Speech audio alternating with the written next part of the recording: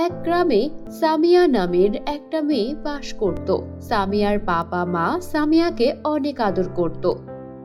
সামিয়ার মা তো সামিয়াকে যেন চোখে হারাতো, সব সময় ওকে সাজিয়ে গুছিয়ে সুন্দর করে নিয়ে ঘুরে বেড়াতো। ওদের জীবন আনন্দেই কাটছিল। একদিন সামিয়া ওর মায়ের সঙ্গে ঘুরতে বের হয়। সামিয়া তখন ঘুরতে ঘুরতে রাস্তার ওপারে চলে যায়। সামিয়াকে নেয়ার জন্য ওর মা যেই রাস্তায় যায়, অমনি অপর দিক থেকে একটা গাড়ি এসে সামিয়ার মায়ের ওপর দিয়ে চলে যায়। আর সামিয়ার মার সেখানেই দুর্ঘটনায় মৃত্যু হয়। আশেপাশের মানুষজন তাকে হাসপাতালে নিয়ে গেলেও তাকে বাঁচানো সম্ভব হয় না। সামিয়ার মায়ের মৃত্যুতে সামিয়ার বাবাও অনেকটা ভেঙে পড়েন, কিন্তু সে ঠিক করে যত কিছুই হোক না কেন সে দ্বিতীয় বিয়ে করবেন না। কেননা তার ধারণা ছিল সৎ মারা অনেক খারাপ হয়, তারা কখনো পরের সন্তানকে নিজের সন্তানের মতো আপন করে নিতে পারে না। আর যদি সামিয়ার সঙ্গেও ওর সৎ মা খারাপ আচরণ করে তাহলে সে নিজেকে ক্ষমা করতে পারবে না। তাই এমনটা চিন্তা করেই সামিয়ার বাবা আর বিয়ে করেন না। কিন্তু যত দিন যেতে থাকে সামিয়ার জীবন তত বেশি কঠিন হতে থাকে। সামিয়ার বাবা যেহেতু বাইরে চাকরি করত, তাই চাকরির কাজ গুছিয়ে আবার সামিয়ার জন্য রান্না করা, ওর স্কুল ব্যাগ গুছিয়ে দেওয়া, এই সব কিছু করা তার জন্য কঠিন হয়ে যাচ্ছিল। তিনি বাসায় কাজের মেয়ে রাখলেও কাজের মেয়ের উপর তেমন ভরসা করতে পারতেন না, কারণ অপরিচিত মানুষজনের উপর ভরসা করলে যদি পরে সামিয়ার বিপদ হয় তিনি এসব নিয়ে চিন্তিত থাকতেন। এভাবেই দিন যাচ্ছিল। একদিন সামিয়ার বাবা সামিয়াকে স্কুল ব্যাগ গুছিয়ে দিয়ে স্কুলে ছেড়ে তার অফিসে চলে যায়। কিন্তু সন্ধ্যায় যখন বাড়ি ফেরেন তখন দেখেন সামিয়া কান্নাকাটি করছে। বাবা, তুমি আজকেও আমার স্কুল ব্যাগ গুছিয়ে দিতে ভুলে গিয়েছিলে। জানো, আজকে স্কুলে ম্যাম আমাকে পুরো ক্লাস কানে ধরে দাঁড় করিয়ে রেখেছে। আমার পাগুলো ব্যথা করছে। তুমি তো এভাবে প্রায়ই সব ভুলে যাও। ম্যাম বলে দিয়েছে যদি আমি আর কখনো এমন করি ম্যাম আমাকে স্কুল থেকে বের করে দেবে। মা থাকলে এই কষ্টগুলো কখনোই হতো না। তুমি তোমার অফিসের কাজ করে আমার জন্য কাজ করতে তো ভুলেই যাও। এভাবে আর কতদিন চলবে বাবা? সামিয়ার বাবা চিন্তা করে দেখলো সত্যিই তো তিনি একা মেয়ের এই সব কিছু সামলে উঠতে পারবেন না। তাই তিনি গ্রামের সব মানুষজনের কাছে বলে একটা ভালো মহিলার সন্ধান নিলেন।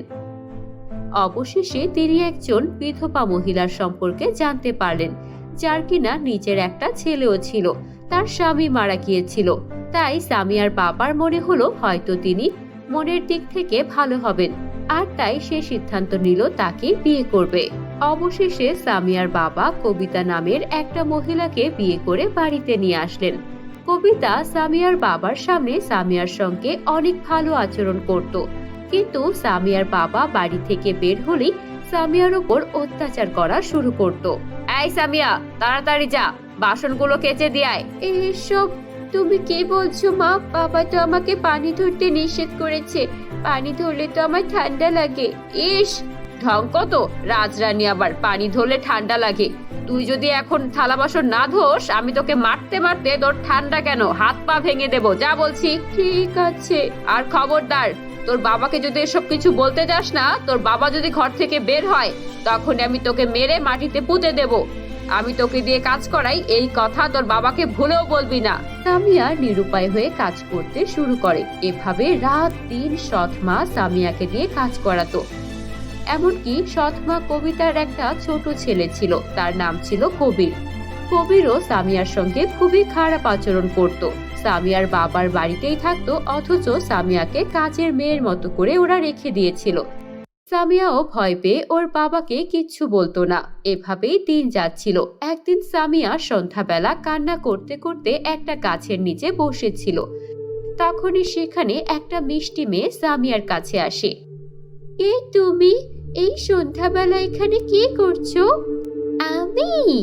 আমার নাম অবনী। আমি তোমার বন্ধু হতে চাই। তুমি আমার বন্ধু হবে? আমার বন্ধু হবে? আমার তো কেউ বন্ধু নেই। তুমি আমার বন্ধু হলে খুব ভালো হবে। হ্যাঁ, তাই তো আমি তোমার বন্ধু হতে এসেছি সামিয়া। আমি জানি তোমার সৎ মা তোমাকে কিচ্ছু খেতে দেয় না। এই নাও, এখানে অনেকগুলো মিষ্টি আছে, এগুলো খেয়ে ফেলো তো। কিন্তু তুমি তুমি মিষ্টি কোথা থেকে আনলে? তুমি কি আশেপাশে কোথাও থাকো? হ্যাঁ তো, আমি তোমার পাশের বাড়িতেই থাকি। এবার কথা না বলে মিষ্টিগুলো খাও তো। আর তোমার সৎমা তোমাকে অনেক কাজ দিলে তুমি মনে মনে আমাকে ডাকবে। আমি এসে তোমার সব কাজ করে দেব। সত্যি বলছো? তুমি আমাকে সাহায্য করবে? হ্যাঁ, আমি তোমাকে সাহায্য করব। তুমি আমার বন্ধু না? এরপর থেকে সামিয়ার সব কাজে অবনী সাহায্য করত। ওর ক্ষুধা লাগলে ওকে খাবার খাওয়াতো। ও যখন অনেক কাজ করত তখন ওকে সব কাজ করে দিয়ে সাহায্য করত। সামিয়া জানতো না ও যাকে বন্ধু মনে করে ও আসলে একটা বাচ্চা ডাইনি। অনেক ছোটবেলা ও যখন মারা যায় এরপরই ও ডাইনি হয়ে যায়। ওর মৃত্যুটা স্বাভাবিক মৃত্যু ছিল না। ওর বাবা একটা ছেলে সন্তান চাইতো। যেহেতু ছেলে সন্তান হয়নি তাই ওর বাবা ওকে গলা টিপে হত্যা করে। এরপর থেকে অবনী বাচ্চা ডাইনি হয়ে আশেপাশে ঘুরে বেড়ায়। আর যদি কারো উপর কোনো অত্যাচার হয় তার বিরুদ্ধে তখনও রুখে দাঁড়ায়। এইসব ব্যাপারে সামিয়া কিছুই জানতো না। সামিয়ার বাবা হঠাৎ লক্ষ্য করতে শুরু করে সামিয়া প্রতিদিন সন্ধ্যাবেলা একা একা কার সঙ্গে যেন কথা বলে, আবার রাতেও কথা বলে। সামিয়ার বাবা এটা নিয়ে চিন্তায় পড়ে যায়। এভাবে বেশ কিছুদিন কেটে যাচ্ছিল। একদিন সামিয়ার সৎ মা সামিয়ার উপর অনেক নির্যাতন করে। ওকে মারতে মারতে রক্তাক্ত করে দেয় আর ওকে সারা দিন কোনো খাবার দেয় না। এতে অবনী ভীষণ রেগে যায় আর অবনী সামিয়াকে নিয়ে ওদের পোড়া বাড়িতে চলে যায়।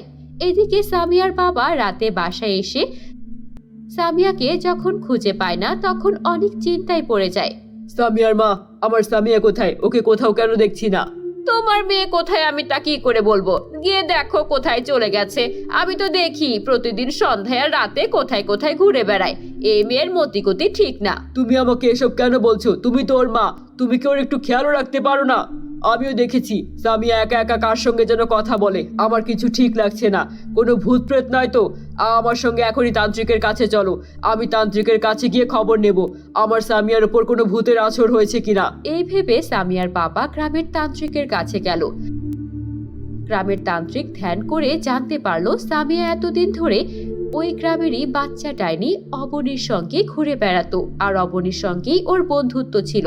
আর এটাও দেখে নেয় অবনী সামিয়াকে তার পোড়া বাড়িতে নিয়ে গেছে।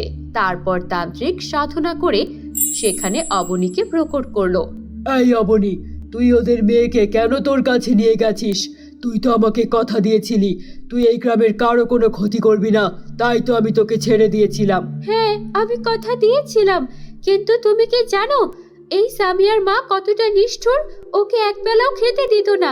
ওকে দিয়ে সব ভারী ভারী কাজ করাতো, ওকে মারধর করত। ওর পরিবার কেউ নেই, আমি ওর বন্ধু, তাই আমি ওকে আমার কাছে নিয়ে গেছি। ওর উপর অত্যাচার করলে আমার ভালো লাগে না। কি বলছিস এসব? তুই ওর বন্ধু আর ওর বাবা মা ওকে অত্যাচার করে? এই তো ওর বাবা মা ওকে নিতে এসেছে। তোমার বিশ্বাস না হলে জিজ্ঞেস করো ওর মাকে। ও সামিয়ার সঙ্গে কি করে?